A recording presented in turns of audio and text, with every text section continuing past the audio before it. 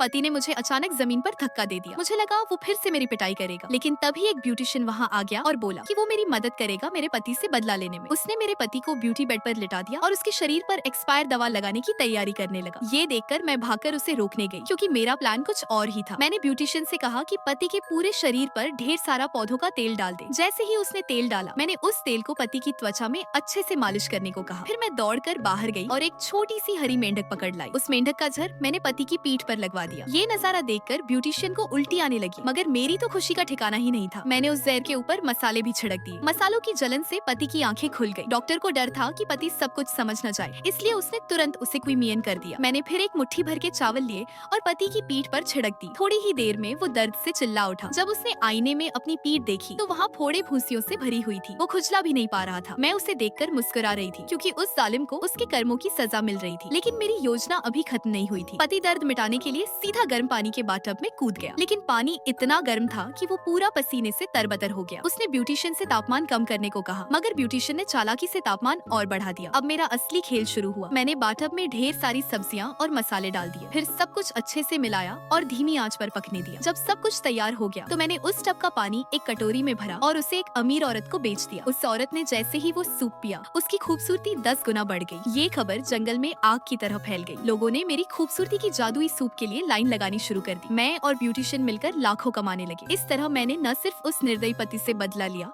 बल्कि उसे इस्तेमाल करके पैसे भी कमा लिए। मैं सच में बहुत चालाक हूँ।